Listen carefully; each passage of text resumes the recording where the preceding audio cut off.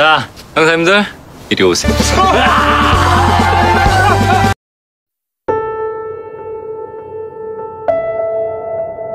Kim Ho-sik langsung menonton aksi hebat Pastor Kim Hae-il saat bertarung melawan anak-anak buahnya. Ia akhirnya tahu Kim Hae-il hebat dalam bertarung. Dari kejauhan terdengar bunyi sirine polisi dan Kim Ho-sik langsung memerintahkan mereka untuk mengakhiri permainan ini.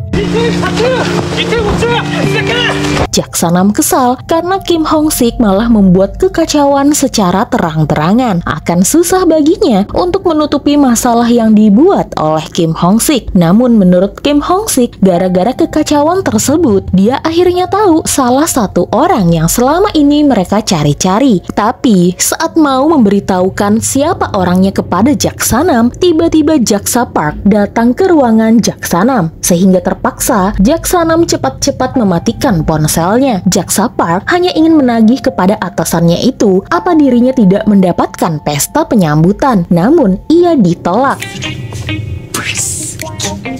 Sementara itu Kim Hae-il tahu jika yang menyerang mereka kemungkinan dari Laos, daerah Asia Tenggara. Dilihat dari cara berkelahinya, mereka sangat menguasai Muay Lo. Seperti biasa, Kim Hae-il dan Jaksa Park lalu bertemu secara diam-diam. Kali ini, mereka berdua bertemu di tempat studio foto. Sambil berfoto, Kim Hae-il berkata jika ia yakin musuh mereka berasal dari Laos. Dan Jaksa Park berkata, ia sudah berusaha menjilat Jaksanam, tapi sepertinya pria tersebut anti jilat. Kim Hae-il lalu memberikan Jaksa Park sebuah mobil agar Jaksa Park lebih mudah mengintai dan mengikuti kemana Jaksanam pergi.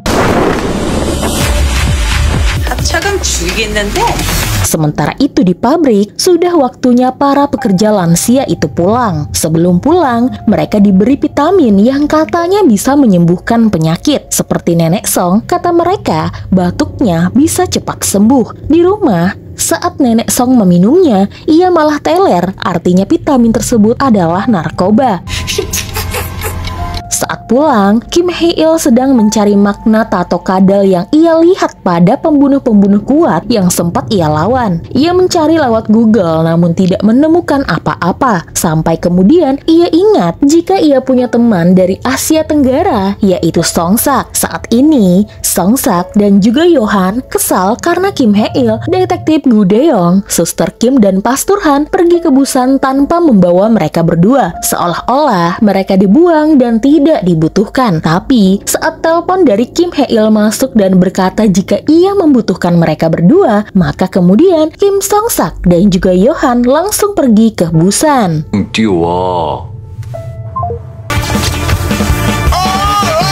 Keesokan paginya, Chae-duo memberitahukan Kim Hae-il jika ia mengunjungi Nenek Song. Nenek Song sepertinya sakit dan juga demam. Ia terus-terusan batuk. Lalu Chae-duo berkata ada bau yang sangat aneh pada Nenek Song. Baunya seperti bahan kimia yang cukup kuat. Kim Hae-il menyarankan untuk segera membawa Nenek Song ke rumah sakit. Dan ia ingin Chae-duo pergi ke kantor distrik untuk menanyakan tentang pabrik cemilan kue tersebut. Namun, saat hendak pergi ke rumah Nenek Song dengan sumringah, Nenek Song malah pergi bekerja. Sementara itu, Jaksanam akhirnya tahu jika Kim Hae-il lah yang selama ini mengusik mereka.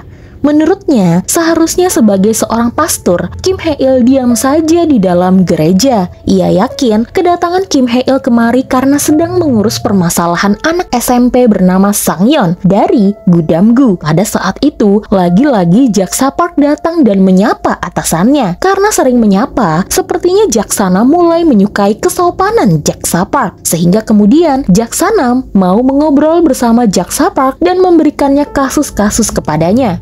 Jaksanam lalu melihat bagaimana Jaksa Park bekerja saat ia menginterogasi salah seorang tersangka. Dengan caranya yang unik dan terbilang nyeleneh, Jaksa Park dengan cepat mendapatkan info-info dari tersangka tersebut. Lalu, Jaksanam mendapatkan telepon dari rekannya yang bilang jika Jaksanam harus bisa mendekati Jaksa Park karena Park Kyung-sun, si jaksa gila itu terkenal mengagumkan. Hari itu Kim Hae-il, Gu Dae-yong dan juga Gu Jae-yong sedang mengintai polisi korup dari Umagu. Polisi detektif ini kabarnya sekarang sedang membantu penyelundupan krim-krim ilegal yang dipakai untuk membius. Mereka bahkan dibantu oleh anak-anak remaja nakal yang pernah dipukul oleh Chae-duo. Melihat aksi mereka terpergok oleh Kim Hae-il, pastor yang pernah memukuli mereka sempat ketakutan namun tetap mencoba untuk menyerang. Kim Hae-il berhasil mentotok syaraf mereka hingga mereka tidak bisa bergerak, sementara para detektif itu disetrum hingga tidak sadarkan diri, lalu dipamerkan di jalanan sebagai detektif penyelundupan yang korup. Sementara itu, Chae-duo datang ke distrik untuk menanyakan tentang pabrik tersebut. Menurutnya pabrik itu aneh dan tidak memproduksi cemilan. Bahkan para penjaganya pun sangat aneh. Tapi, pegawai distrik itu hanya berkata itu hanyalah pabrik cemilan biasa. Dan sebenarnya ini bukan ranah mereka. Jika Chae-duo ingin lebih jelas, sebaiknya datang ke ahli fisiognomi saja. Chae-duo lalu datang ke kantor polisi. Namun, ia malah diusir karena dianggap mengarang cerita. 없는 사실 만들지 마세요. Sementara itu Go Jae berhasil mengetahui salah satu anak buah Bos Park bernama Kapelin. Dia pernah satu kelas memasak dengan Go Jae dan kabarnya Kapelin belajar memasak karena ketika pensiun ia ingin membuka bisnis restoran. Dan juga ada alasan lain, yaitu ia sangat menyukai guru kelas memasak tersebut. Terbukti saat tim Kim Hae-il mengintai lokasi kelas memasak, Kapelin datang sambil membawa hadiah dan juga bunga.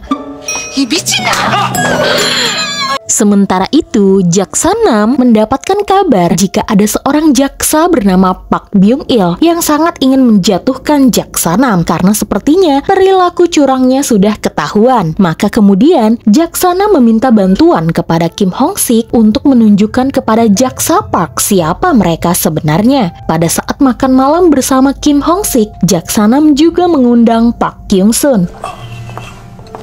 왔나? Jaksa Nam berkata jika ia akan membuat Jaksa Park memiliki masa depan yang cerah asal mau bekerja sama dengannya. Pada saat itu, Kim Hong-sik mendapatkan telepon jika ada lansia yang mati di dalam pabrik. Lansia itu rupanya Nenek Song.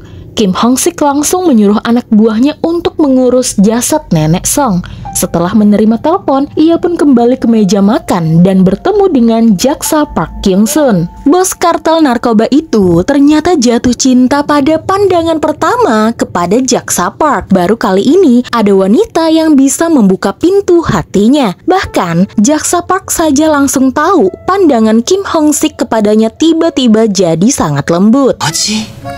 진피를 파고드는 저. Sementara itu, jasad Nenek Song dipulangkan ke rumah dan dibuat seolah-olah ia tertidur di dalam rumah. Pada saat Kim Hae-il mengikuti Kapelin, rupanya anak buah Bos Park itu sedang membuka bisnis narkoba kecil-kecilan dan diurus oleh anak-anak yang masih muda. Agar bisnis barunya itu berakhir sebelum pembukaan dimulai, maka Kim Hae-il pun datang untuk melakukan upacara penyambutan. 빙고!